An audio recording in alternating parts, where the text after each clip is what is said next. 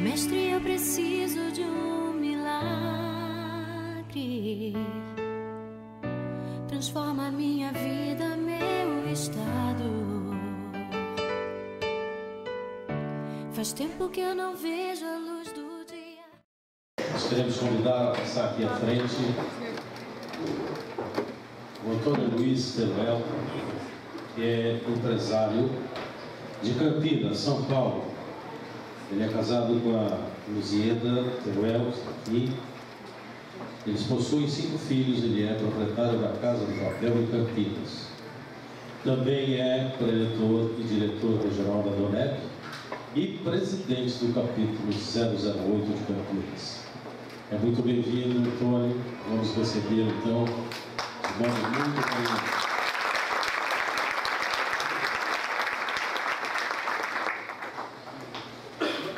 Boa noite a todos. Como eu fui apresentado, eu sou o Antônio Luiz Teruel, faço parte da ADONEP já há 17 anos e agradeço ao grupo da ADONEP aqui de Porto Alegre pelo convite que me fez, e é uma alegria estar aqui com os senhores também. Eu venho contar um pouco da minha trajetória como empresário, mas principalmente como pai, como esposo, e dizer a vocês o antes e o depois dessa trajetória dentro da ADONEP. Eu sou o filho mais velho de um pai descendente de espanhóis e de uma mãe descendente de italianos. Pelo histórico que meu pai sempre relatou para a gente, a minha avó veio para o Brasil em um navio, e chegando aqui no Brasil vieram para ficar por pouco tempo aqui, e na hora de voltar o meu avô reuniu a família dele para ir embora, voltar para a Espanha, e a minha avó, na hora de entrar no navio, ela deu uma escapada e tinha arrumado um namorado aqui no Brasil, e ela não partiu junto com a família dela de volta para a Espanha, né? Foi um choque para os meus bisavós, né? E ali minha avó iniciou uma família aqui no Brasil. De uma maneira desobediente ao pai e à mãe dela, né? Mas se iniciou uma família. E aí nessa caminhada veio meu pai, os irmãos, muitos irmãos, e o meu pai, com pouco tempo, com 14 anos, ele perdeu o pai dele também. E nessa fase, muita pobreza na região que meu pai vivia, e a minha família dele dependendo até do trabalho dos filhos mais velhos, e meu pai é um dos mais velhos. E meu pai também desobedeceu a minha avó, viúva nessa época, e resolveu sair de casa e foi se aventurar numa outra cidade próxima à cidade em que ele nasceu.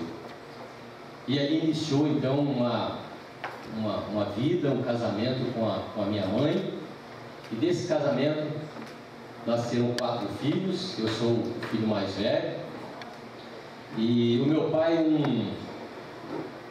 uma pessoa muito persistente, ele sempre queria galgar um passo além do que ele conhecia, do que ele queria ser alguém na vida, pelo histórico de vida, por todas as coisas que ele já havia passado. Meu pai saiu da cidade pequena, onde eu nasci, e ele veio para Campinas, que é uma cidade hoje de 1,5 milhão de habitantes, uma cidade maior. E chegando em Campinas, o meu pai não tinha nenhuma profissão, e como a oportunidade que ele tinha era nem comprar, era colher sucata nas ruas de Campinas. Era o que ele conseguiu, né, em Campinas. E eu, como filho mais velho, com 7 anos de idade, eu era o ajudante do meu pai. Então, nas ruas de Campinas, a gente percorria todas aquelas ruas centrais, catando papel velho na rua, e catando sucata e uma série de coisas. Mas o meu pai era uma pessoa muito determinada, um espanhol firme no que ele queria conseguir. E passados 7 ou 8 anos na cidade de Campinas, meu pai tinha o maior depósito de sucata em Campinas, onde tínhamos já prensas hidráulicas, empilhadeira, caminhões para levar a sucata para as indústrias. E eu via no meu pai, cresci vendo a luta do meu pai, cresci vendo as qualidades do meu pai, via no meu pai o meu herói, a pessoa que eu queria ser igual a ele, fazer igual a ele, porque ele não desistia nunca, né? Até teve uma época onde diziam assim, olha, no ano de 1969, ou esse segmento de reciclagem, era uma época muito difícil, enviava sucata para as indústrias, e as indústrias não pagavam, demoravam para pagar, a indústria estava em crise nessa época. E o meu pai então teve uma ideia de entregava sucata para as indústrias e recebia como pagamento um material já manufaturado. Então nasceu em Campinas a indústria de papel, a indústria de transformação de papel.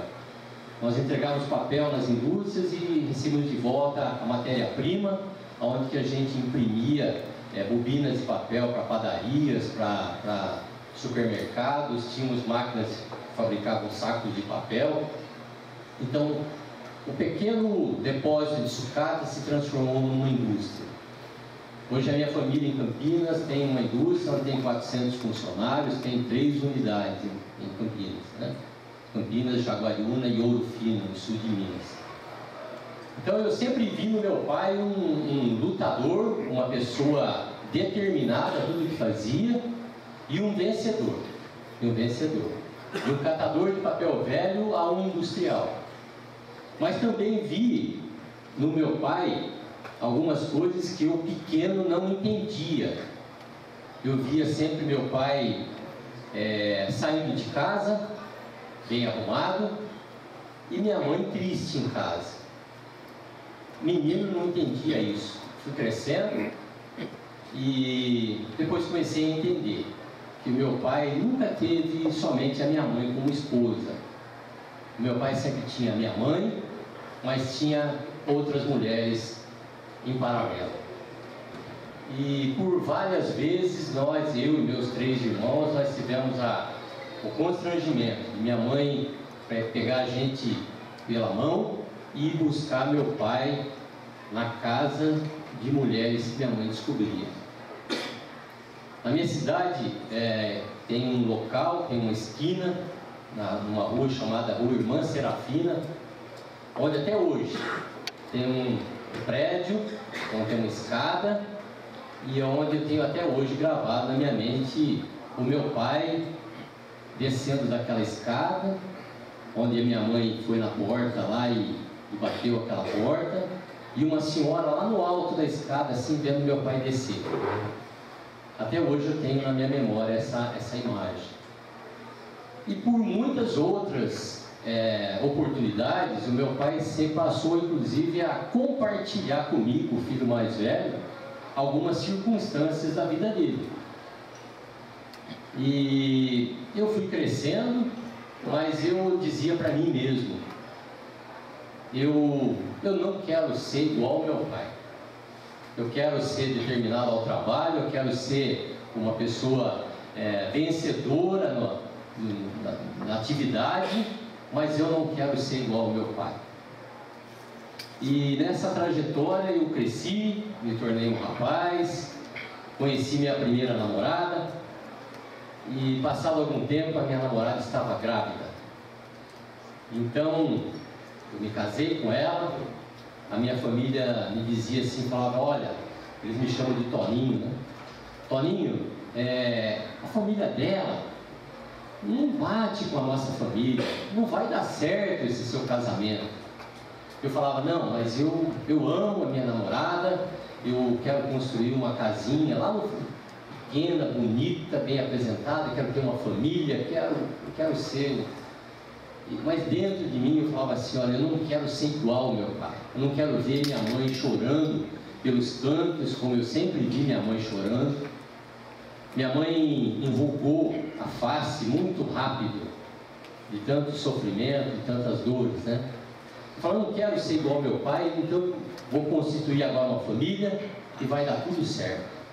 E nessa trajetória eu realmente me casei, constituí a minha família, veio a primeira filha, passado algum tempo veio a segunda filha, passado um tempinho mais veio o terceiro, um rapaz, um menino.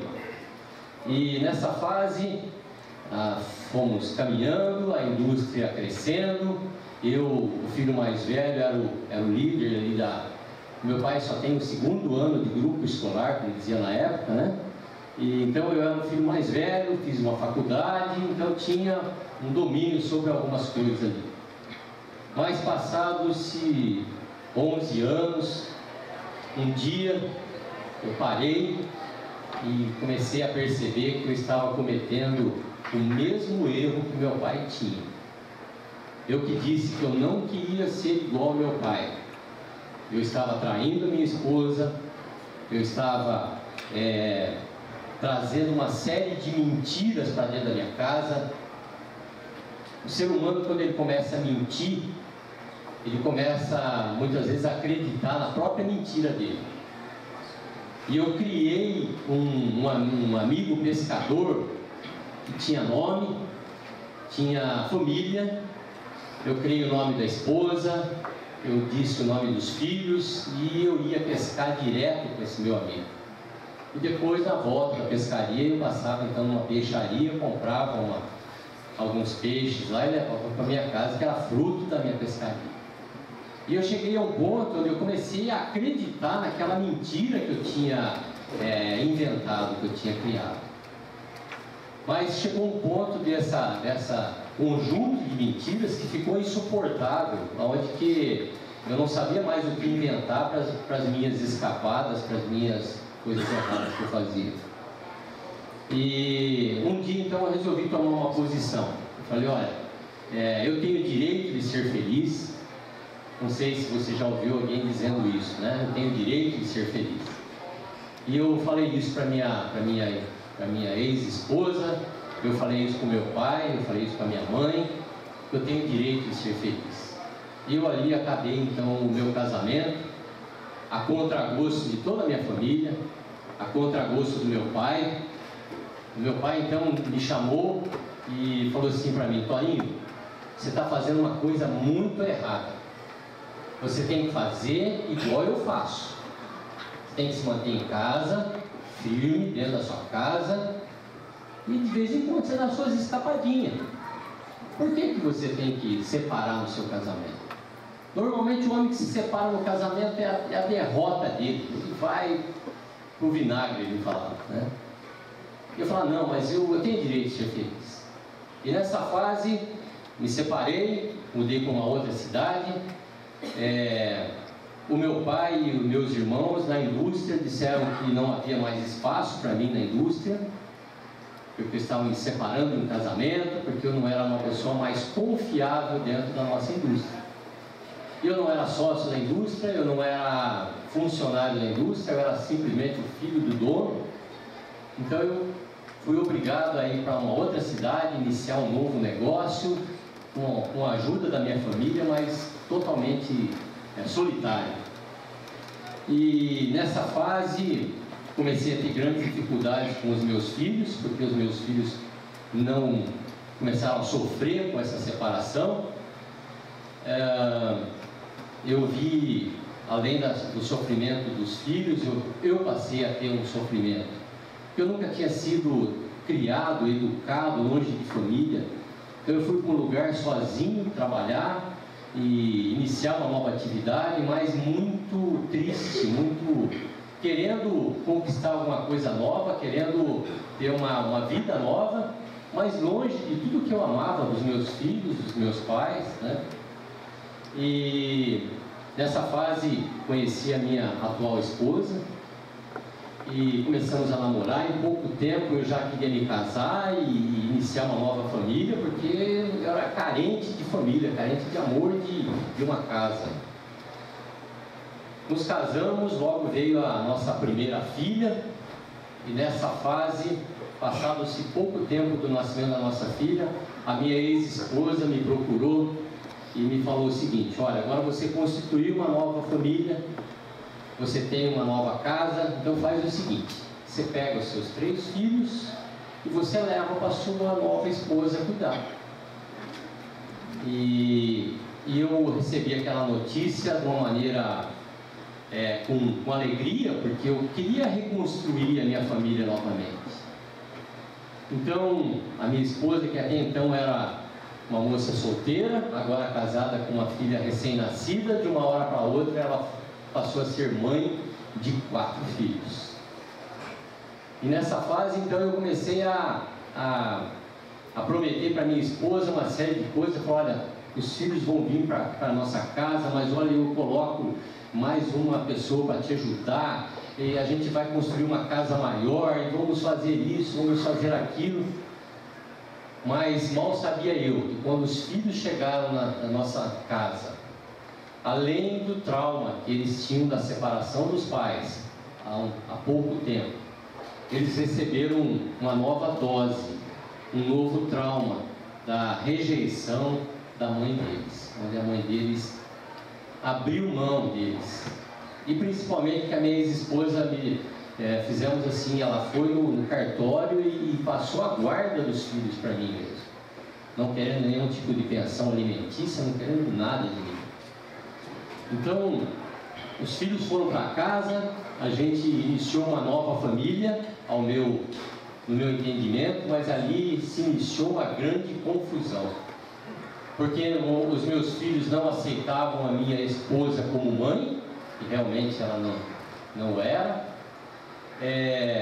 Meus filhos rejeitavam a minha esposa, meus filhos passaram a ter ódio de mim também, porque eu tinha causado toda aquela circunstância ali. E nessa mesma fase, o meu novo negócio começou a ir bem. Eu montei uma loja em Campinas de venda de descartáveis, começou a ir bem a nossa empresa. Então, nessa mesma fase, eu fui convidado a fazer parte de uma sociedade secreta, onde frequentam homens da sociedade, onde você é convidado a fazer parte desse grupo seleto de homens, onde eu participava de reuniões importantes ao lado do senador Mário Covas, na época, do então governador do estado de São Paulo, Orestes Quércia, do ministro da Agricultura, Antônio Cabreira, e do juiz do Tribunal do Júri de Campinas. Então eu me sentia uma pessoa importante nessa época. Eu falava: puxa vida, agora eu tenho uma nova família, os meus negócios estão indo muito bem, e eu faço parte de um grupo seleto de homens. Nós nos tratávamos nessa sociedade como irmãos, e eu vi assim, olha, a possibilidade agora, ninguém me segura mais, porque agora estou consertando a minha vida em todas as áreas. Mas não foi bem assim. Passados-se 7 ou 8 anos que fazia parte dessa sociedade secreta, as coisas começaram a caminhar mal dentro da minha casa. A minha filha mais velha, um dia eu cheguei em casa, tinha um bilhete para mim: pai, eu não te suporto mais, eu estou indo embora. Deixou a chave do carro em cima lá da mesa, o carro estacionado na garagem e foi embora de casa. A outra filha sumiu de casa um dia também. Depois de algum tempo eu descobri que nós tínhamos nessa época 3 lojas e um pequeno atacado, e a minha filha estava sendo repositora num supermercado, morando de favor numa república, e minha segunda filha tinha ido embora de casa também. O meu filho saía de casa para ir para a faculdade, e fazendo a faculdade, eu achando que ele estava na faculdade, mas o meu filho saía na sexta-feira para a balada com os amigos. Naquela época não era balada, talvez era outro nome. E saía para a balada com os amigos, e ele voltava no domingo de manhã, quase sempre alcoolizado, sempre bêbado, para a nossa casa. Então a nossa casa virou uma tremenda confusão, virou tudo que eu almejava como família, virou ofensas, virou acusações. e o meu segundo casamento já estava indo embora também, porque a minha esposa já não aguentava mais tentar amenizar todas aquelas coisas que acontecia, e eu não enxergava que muita coisa dependia de mim. Aquela sociedade secreta era muito importante para mim, porque eu tinha um cargo dentro daquela sociedade. Toda semana eu ia naquela reunião, eu saía de lá feliz da vida, porque aqueles meus amigos eram muito importantes. Mas a minha família, mais uma vez, eu fui deixando em segundo plano.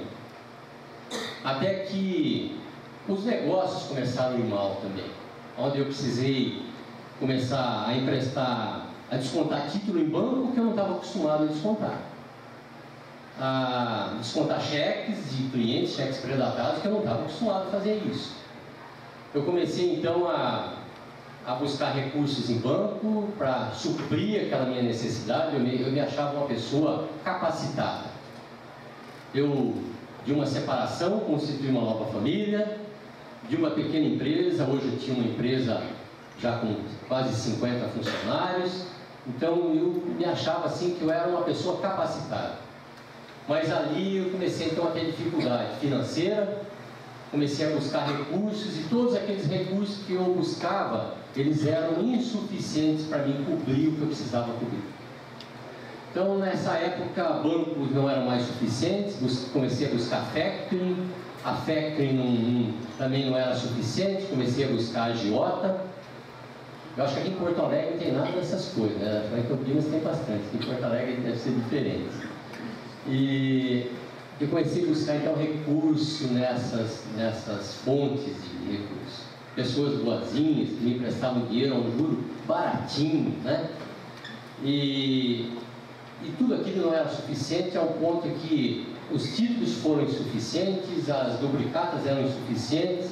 Então eu transformei a minha esposa numa fabricante de duplicata fria. Então ela preparava as duplicatas frias para descontar em bancos, em factorings e em agiotas. E quando alguma duplicata dava errada, que a factoring descobria que ela era fria, a culpa era toda da minha esposa. Eu era muito inteligente, eu era muito capacitado, ela que errou. Essa era a minha conduta. E nós chegamos num ponto então que começou a acumular dívidas. Eu precisei começar a fechar uma loja, fechar outra loja, fechar um depósito. E eu fiquei só então com 2 lojas e um pequeno depósito. E nessa caminhada, um dia, eu fui na reunião dessa sociedade secreta. Mas antes de sair de casa, eu tinha 2 contas de energia da minha casa sem pagar, com 2 lojas, com um depósito, e a energia da nossa casa foi desligada. Mas aquela reunião era muito importante para mim, porque aqueles homens que estavam lá na reunião, eles eram muito importantes para mim. A minha esposa não, meus filhos tinham tudo que precisava, eles podiam se reclamar do quê? Eu fui para essa reunião. Quando eu voltei dessa reunião, deixei a minha pasta 007 em cima do sofá de casa, tirei meu sapato, e conforme eu ia passando assim em frente à geladeira da nossa casa, no escuro, tinha descongelado o congelador da nossa geladeira, tinha escorrido água na nossa cozinha, e eu pisei só de meia, com o meu pé quente, naquela água gelada da geladeira. Ali foi um choque térmico, né, pela temperatura, mas também foi um choque de consciência, onde que talvez tenha sido a primeira vez que eu caí em si e eu falei: o que eu estou fazendo? A que ponto que eu cheguei? Onde me considerava uma pessoa tão capacitada e estou aqui numa situação dessa, no escuro. E talvez tenha sido a primeira vez que eu falei com Deus. Falei: Deus, eu preciso de alguma solução. E nessa época, um ex-contador da nossa empresa ficou sabendo que eu estava passando por toda essa dificuldade. E esse meu amigo, fazia uns 10 anos que ele era contador da nossa empresa, já tinha se afastado da nossa empresa. E ele me procurou e disse para mim: Antônio, eu fiquei sabendo que você está passando por uma situação assim, porque as notícias ruins, elas correm rápido. As boas, as boas a gente precisa correr para levar elas, né? Mas as ruins correm muito rápido. E eu comecei a falar para ele o que estava acontecendo comigo, e ele falou assim para mim. Quando eu comecei a explicar para ele, eu falei: olha, Paulo, eu devo muitas duplicatas, peguei todas as duplicatas, coloquei na mesa. Esse meu amigo, o nome dele é Dr. Paulo Antônio de Carvalho. Eu sabia que ele era advogado, que ele é advogado, economista, consultor. Então eu comecei a colocar: olha, devo essas duplicatas, devo isso aqui de impostos, devo isso aqui para o governo, uma série de... Coloquei todas as minhas dívidas em cima da mesa. E ele falava assim: Paulinho, eu conheço uma pessoa que pode te ajudar. Eu pensava na minha mente assim: é ele, porque como é que ele surgiu para, né? E quando eu coloquei tudo ali em cima da mesa, ele falou assim: olha, Paulinho, quem pode te ajudar é Jesus. Quando ele me falou a palavra Jesus, eu coloquei a mão na cabeça assim, falei: meu Deus, eu com esse monte de rolo aqui, com esse monte de coisa aqui, arrumei um beato de igreja que vem falar de religião para mim, né? Mas ele foi concentrado no que ele estava dizendo, falou: Jesus pode mudar tudo isso, cara. Pode mudar tudo isso. Eu falei: tá bom, tá bom. Então vamos fazer uma oração. E eu falei: tá, então faz a oração. E ele fez uma oração comigo e tal, e foi embora. Passou uma semana, ele voltou lá na minha empresa e falou: e daí, Toninho, como é que tá? Eu falei: Paulo, Jesus não pagou minhas duplicatas, Jesus não cobriu o banco, os oficiais de justiça continuam vindo aqui na minha porta. Esse Jesus que você falou aí não fez nada até agora. E ele falava assim para mim: então, Toninho, vamos fazer o seguinte, vamos orar, Toninho. E cada vez que ele falava de orar, ele queria pegar na minha mão para a gente estar orando junto. E eu ficava pensando assim: meu Deus, o que meus funcionários vão pensar? Eu quebrado, sem dinheiro, e aqui na minha sala dava a mão com um homem, né? O que eles vão pensar de mim? E era um preconceito que eu tinha aquilo, né? Mas depois de algumas vezes, eu gostaria de confessar a vocês que eu comecei a gostar de pegar na mão do Paulo. Por quê? Cada vez que o Paulo ia lá e fazia uma oração comigo, a minha tarde era diferente.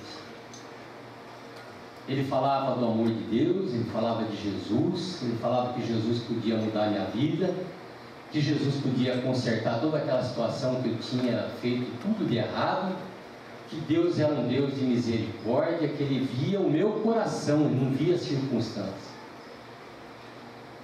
E esse meu amigo teve muita paciência comigo. Então, talvez, se você foi convidado, e a pessoa que te convidou para estar nesse jantar, talvez tenha insistido para você estar nesse jantar hoje, porque essa pessoa tem uma consideração e um carinho muito grande com você. Porque se não houvesse esse meu amigo Paulo Antônio de Carvalho, hoje eu não estaria aqui falando nada para vocês.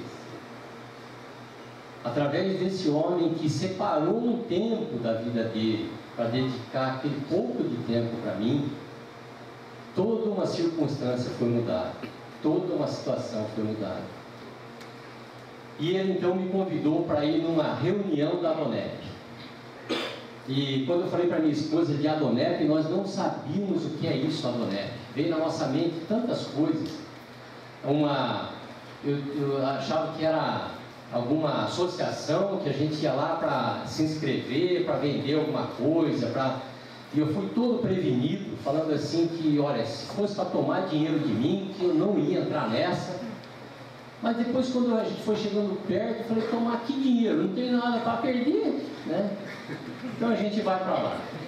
E chegando lá nessa associação, tinha um senhor lá na frente que ia falar, e ele falou, ele tinha uma serralheria, uma empresa de estrutura metálica, e ele falou assim: olha, eu passei por tal e tal circunstância, foi contando, e falou assim: para a gente começar a acertar a nossa vida, eu vendi o carro da minha esposa. E eu olhei para minha esposa assim e falei: o seu já foi faz tempo, né? E ele falou: olha, vendi o caminhão que a minha empresa da serralheria tinha. Nós já tínhamos vendido 2 ou 3 caminhões para tentar ajustar a situação, não tínhamos conseguido. E ele falou assim: olha, tudo mudou o dia que eu tomei uma decisão e eu convidei a Jesus para fazer parte do meu negócio. parte da minha empresa, parte do meu relacionamento, no meu casamento. E a partir daí tudo mudou. E ele falou assim: olha, Jesus é cavalheiro. Jesus não é como o mundo mal entra na vida da gente, traz a dívida, traz uma série de coisas. Jesus, ele espera que a gente convide ele para fazer parte da nossa vida. E nesse dia ele falou: olha, se você quiser convidar Jesus para estar fazendo parte da sua vida, nós vamos fazer uma oração aqui, você convida ele. E eu achei assim uma atitude tão pequena, porque eu me considerava uma pessoa que tinha Jesus.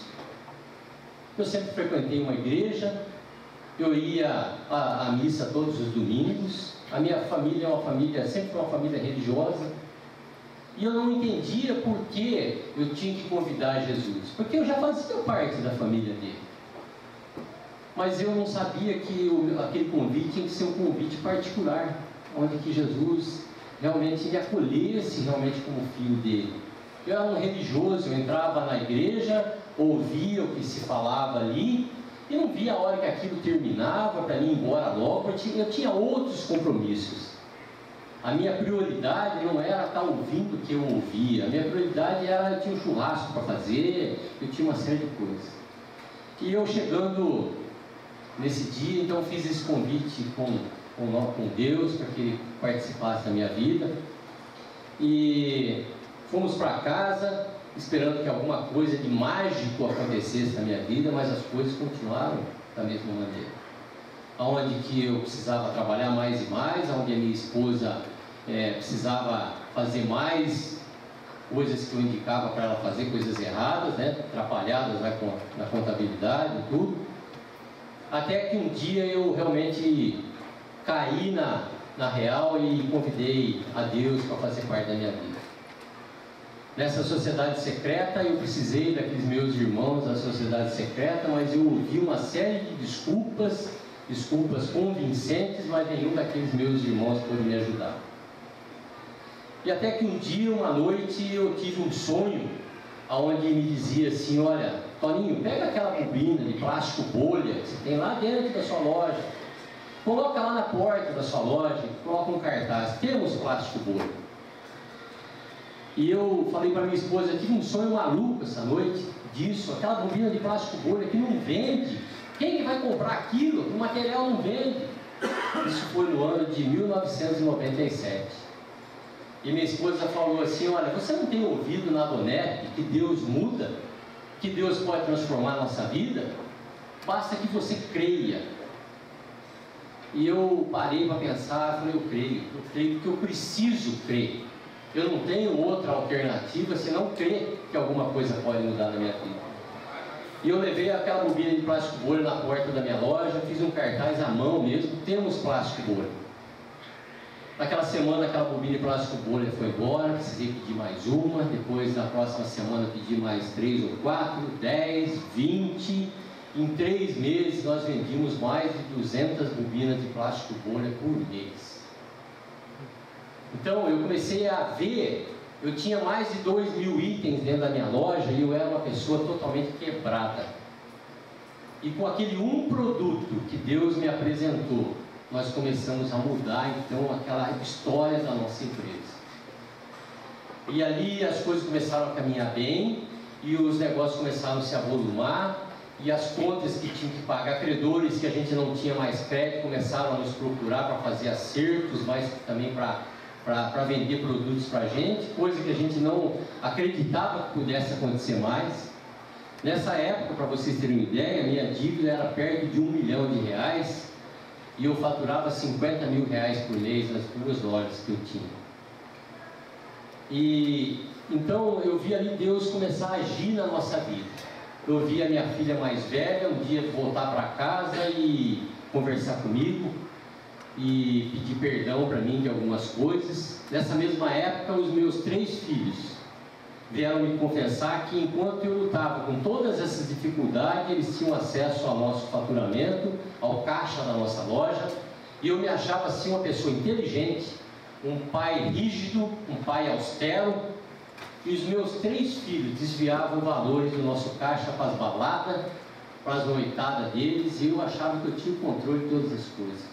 Não tinha controle de nada. E a minha filha mais velha me procurou: pai, me perdoa por isso. Passou um tempinho, a minha outra filha veio: pai, me perdoa, que eu também fazia isso. O meu filho me procurou depois de um certo tempo: pai, eu percebi que o senhor mudou, pai. E eu queria, foi a primeira vez, até esses dias eu e minha esposa, nós começamos a recordar algumas coisas dessa época. Nós vimos a mudança do nosso filho, o dia que o nosso filho também tinha conhecido a Jesus na vida dele, e ouviu o nosso filho abraçado no calçadão de Campinas, na rua central da cidade, com um rapaz drogado, abraçado com um rapaz drogado, tudo sujo, e falando de Jesus para esse rapaz drogado. Eu falei: o nosso filho, aquele almofadinha, aquele que só ia para as baladas, realmente ele mudou através de Jesus. Levou para nosso comércio. Eu vi meu filho dando banho naquele rapaz drogado, sujo, e pediu para mim: pai, vamos colocar ele numa clínica de drogado para ver se ele se recupera. Nós mal dinheiro para pagar as contas nós tínhamos, e eu falei: não, então vamos fazer isso. Mas Deus vai vendo, sabe, o nosso coração. Deus vai vendo as nossas atitudes. E eu vi ali então começar a ter mudanças na nossa casa. Os filhos começaram a voltar para casa, os filhos começaram a ver em mim um pai diferente. Uma das primeiras coisas que eu aprendi na Donep, e que eu comecei a colocar em prática, eu fui procurar minha ex-esposa, onde eu busquei ela e falei: Marta, eu preciso que você me perdoe. Eu errei com você, eu te magoei, eu fiz tudo errado no nosso casamento. Eu queria que você me perdoasse. Então ali houve o perdão da minha ex-esposa, e a gente começou, os filhos começaram a ter uma convivência diferente dentro da nossa casa. E ali eu vi o poder de Deus começar a agir dentro da minha casa, onde que o negócio que ia mal começou a melhorar.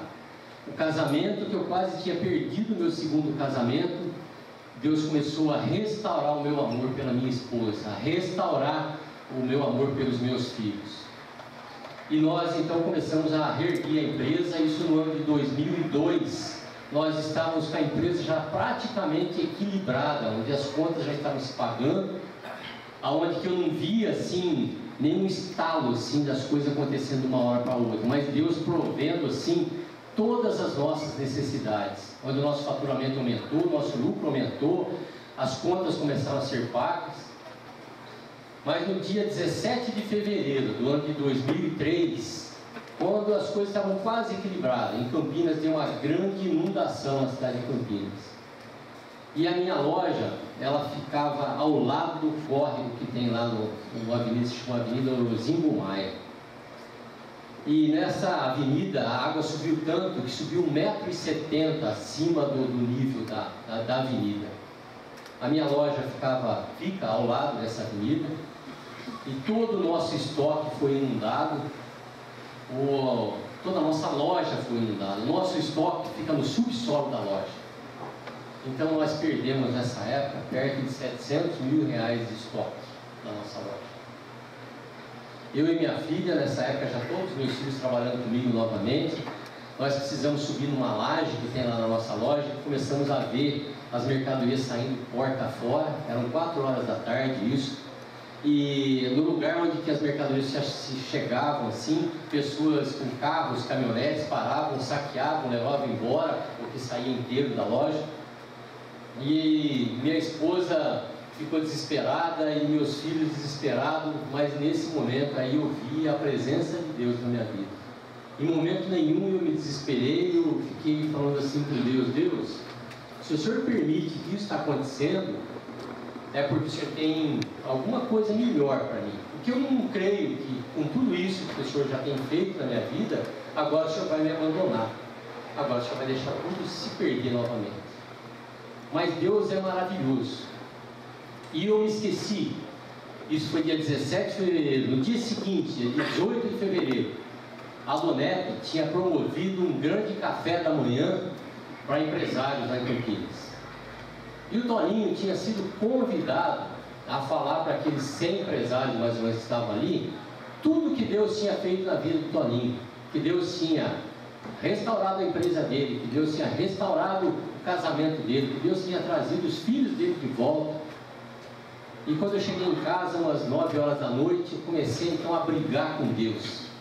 Para Deus, o que eu vou falar amanhã cedo para aqueles homens lá, que o Senhor fez na minha vida, se hoje eu já não tenho mais loja, a água levou tudo embora, se eu já não tenho mais nada, o que eu vou falar para aqueles homens lá?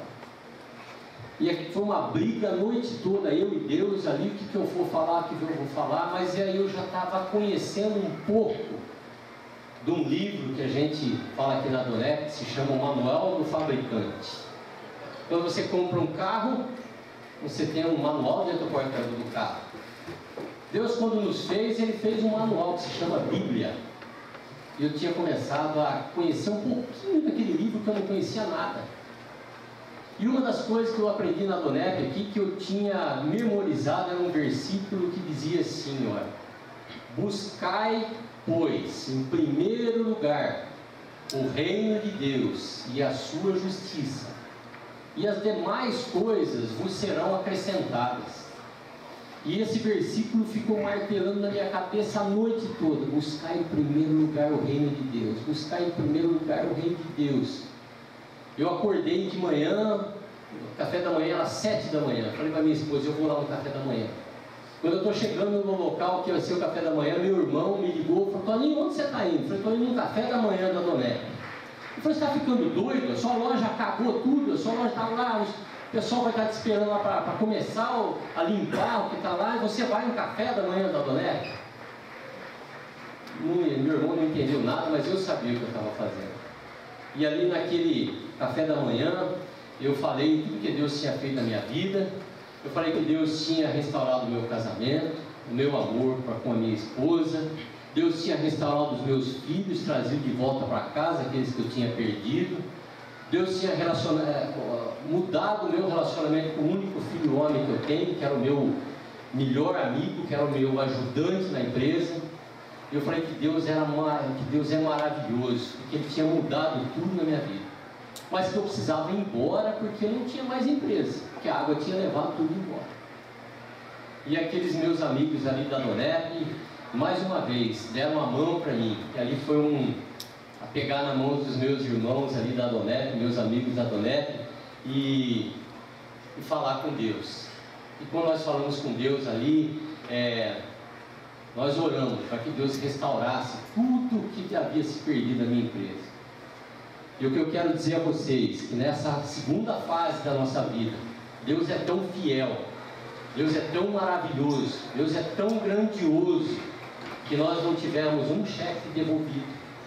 Os fornecedores que antes taxavam o Toninho como um incompetente, como um salafrário, como um caloteiro, foram os primeiros a me procurar e falaram: Toninho, nós queremos dar uma força para você. A empresa de plástico bolha me mandou um caminhão de plástico bolha para mim reiniciar o meu negócio. Então eu vi ali a fidelidade de Deus, eu vi ali a mão de Deus, eu vi Deus agindo em todas as áreas da nossa vida. E que eu queria estar, inclusive, encerrando agora com vocês, é que Deus é tão bom, que além de restaurar o relacionamento meu com o meu pai, com os meus irmãos, com a minha casa, Deus foi trazendo uma empresa renovada. Hoje nós temos uma empresa firme, uma empresa que não depende de descontar títulos em banco. Hoje nós temos uma empresa que está instalada num prédio de 2.600 metros quadrados. Nós temos mais de 70 funcionários hoje. Nós não precisamos descontar título, nem cheque, nem antecipar cartão de crédito. Uma grande parte da nossa compra da nossa empresa é feita à vista, sem depender de banco. Até hoje eu não tenho mais talão de cheque. Não porque eu não posso ter, por opção. Hoje a gente viaja, eu tenho dinheirinho separado no meu bolso para pagar as minhas despesas. Não dependo mais de crédito bancário, não dependo mais de situações preparadas por mãos humanas. Hoje a minha confiança está no Deus que eu conheci aqui na Donep. E esse Deus é um Deus que está disponível a todos nós. Basta crer, basta crer. Eu não entendia, muitas vezes eu via, eu falava muitas vezes, pessoas que às vezes são assaltantes, são assassinos, e depois você vê na televisão com uma Bíblia embaixo do braço. Eu falava assim, olha, tudo que essa pessoa fez, agora só porque ele pegou uma Bíblia, agora você acha que Deus vai apagar todos os pecados dele, vai fazer isso aí? Daí eu comecei a me questionar assim, o que você queria que ele fizesse para mim? Você queria que ele continuasse matando? Você queria que ele continuasse roubando? Você acha que ele é muito menos privilegiado que você de não receber o perdão de Deus como você foi perdoado? Até um dia que eu vi pela televisão, pelo Fantástico, o presidente da Donep, o nome dele é Custódio Rangel Pires. Ele é falecido há alguns anos, há 2, 3 anos atrás. A pessoa que planejou o sequestro dele, ele foi visitar na cadeia. E ele perdoou aquele homem lá na cadeia. Passou em rede nacional pelo Fantástico. Ele perdoou aquele homem na cadeia. Durante toda a permanência daquele homem na cadeia, ele foi mandando cestas básicas na casa dele, para sustentar a família dele. E ele ia lá na prisão, no industrial, né, dono da Plastigel, no Rio de Janeiro. Ele ia lá na cadeia, falar do amor de Deus para aquele homem. E eu tive o privilégio de, numa das convenções da Donep, ver aquele homem que era um assaltante, um sequestrador, com uma Bíblia embaixo do braço, e falando de onde ele foi tirado. E que aquela pessoa que foi lá e investiu na vida dele dentro da cadeia, tinha resgatado toda a família dele do mundo das drogas, do mundo da prostituição e do mundo do crime. Então todo esse preconceito que eu tinha, eu me achava uma pessoa totalmente equilibrada, uma pessoa correta, porque eu fui criado de uma maneira tendo preconceito de tudo. Normalmente o europeu tem preconceito de uma série de coisas, e eu era um preconceituoso. E eu vi então Deus agindo em todas as circunstâncias da minha vida e mudando tudo. Então eu gostaria de, encerrando, pedir a todos que ficassem em pé.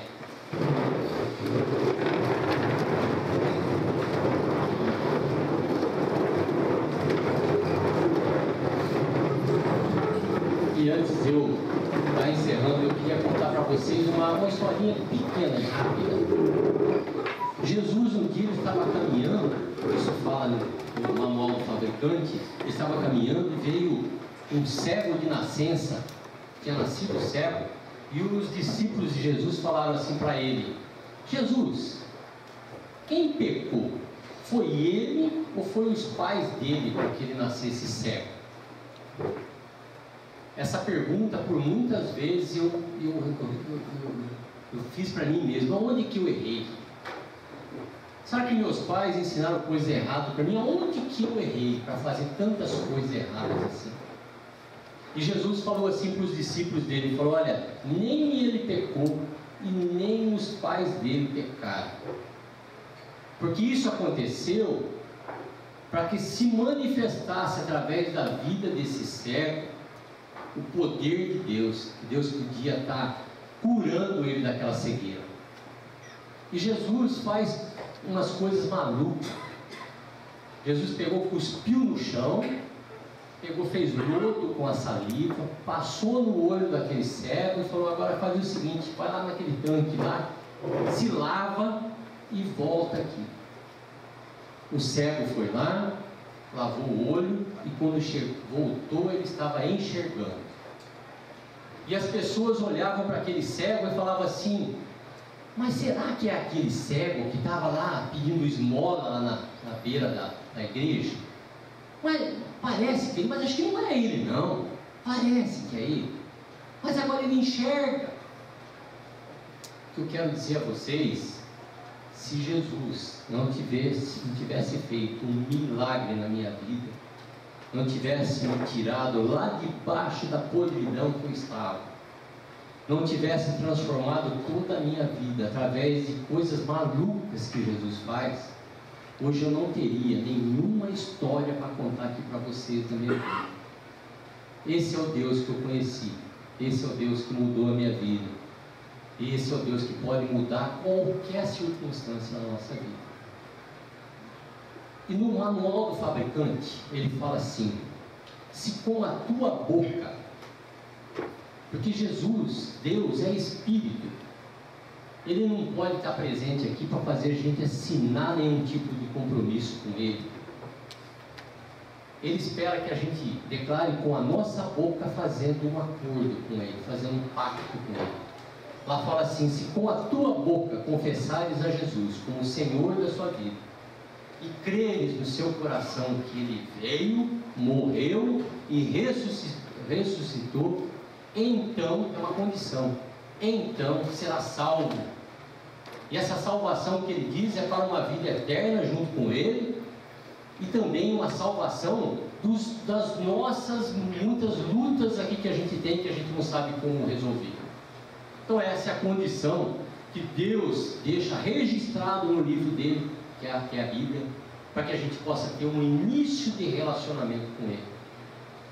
Então eu gostaria de convidar a todos que a gente possa fazer essa oração, que foi a oração que eu fiz a primeira vez que eu cheguei na Adonec, e essa oração mudou a minha história. Então eu gostaria de convidar a todos, se vocês pudessem curvar suas cabeças, não se preocupando, sabe, com quem está do seu lado, com o que vão pensar de mim, porque muitas vezes a gente pensa nos nossos amigos, na sociedade, mas na hora que a gente mais precisa, a sociedade ela nos abandona, a sociedade ela nos ignora, e a nossa dependência passa a ser somente de Deus realmente. Então curva a sua cabeça, se você puder estar repetindo comigo essa oração. Senhor meu Deus, neste momento, eu reconheço que eu preciso da sua presença em minha vida. Eu reconheço que sou um pecador e preciso, ó Pai, que o Senhor perdoe os meus pecados e me receba como filho, e eu o recebo como meu Senhor e único Deus sobre a minha vida. Perdoa os meus pecados, escreva o meu nome no livro da vida, para que um dia eu tenha vida eterna com o Senhor. É em nome de Jesus que eu oro e agradeço. Amém. Eu gostaria de saber as pessoas que fizeram essa oração pela primeira vez. Você desse um pequeno sinal com a tua mão. Muito bem, muito bem, muito bem. Eu gostaria de fazer um convite também. Talvez você já tenha algum conhecimento das coisas de Deus e está meio afastado, está meio distante dos caminhos que Deus tem colocado para a gente. E tem um versículo na Bíblia que fala assim também: entrega os teus caminhos ao Senhor, confia nele e o mais ele fará. Eu gostaria de chamar aqueles que ergueram a mão aqui. Nós temos um presentinho da Adonec. Eu gostaria que vocês que ergueram as mãos, que eu vi cada um que esteve levantando as mãos, que você viesse aqui para frente receber esse pequeno presente da Adonec. Vem até aqui. Pode ficar aqui. Os membros da Adonec vão estar dando um pequeno presente a você, e gostaria que você permanecesse um pouquinho aqui primeiro. Pode vir.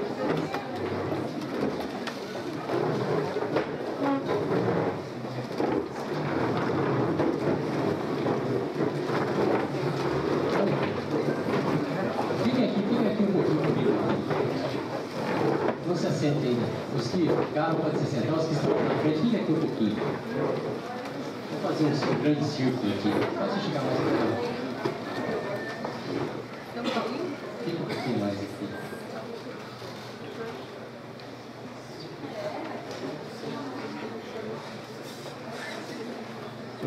ficar um pouquinho do lado aqui.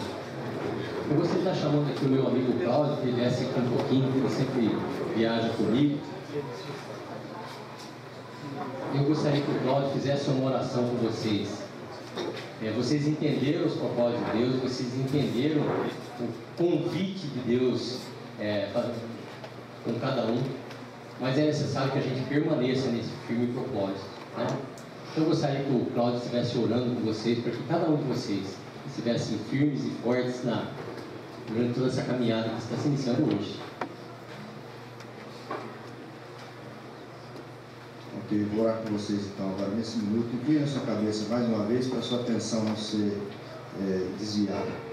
Pai, nós estamos na Tua presença e nós estamos agradecidos ao Senhor pelo privilégio de estarmos nesse lugar agradável, termos desfrutado de um alimento também saudável e agora nesse momento podermos estar diante do Senhor, entregando nossas vidas ao Senhor, entregando nossas dificuldades, as nossas lutas e também a nossa história nas Tuas mãos. Tu tens poder para transformar a água em vinho e tens poder também para transformar a dificuldade em vitória.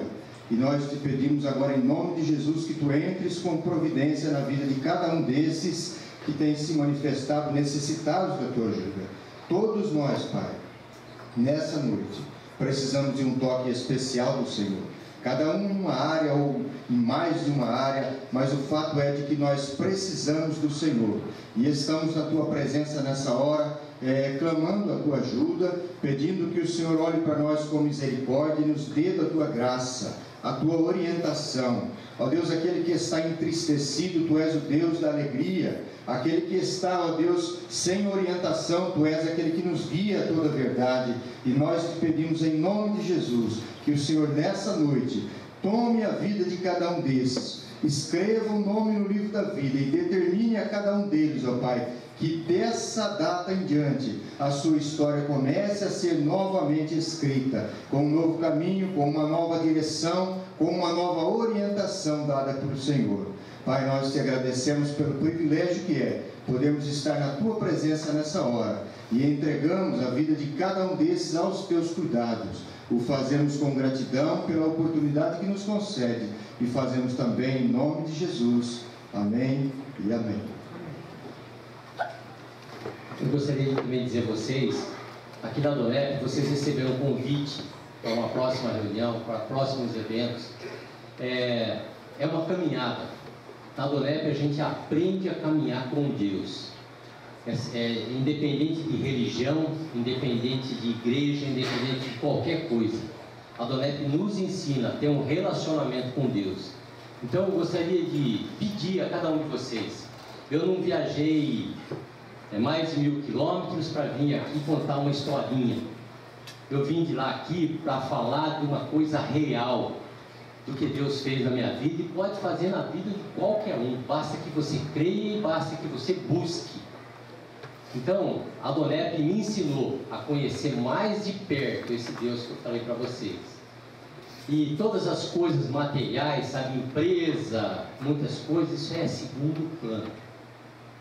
O que eu aprendi na Adonep? A ter uma família, a família de Deus, e Deus tem feito grandes coisas na minha vida. Então eu gostaria de pedir a cada um de vocês que vieram aqui para frente e os que estão aqui também, não deixe de frequentar os eventos da Adonep. Foi na Adonep que eu aprendi a ter um relacionamento com Deus. Deus abençoe cada um, mas antes de vocês sentarem eu quero dar um abraço um por um. Posso? Mestre, eu preciso de um milagre. Transforma a minha vida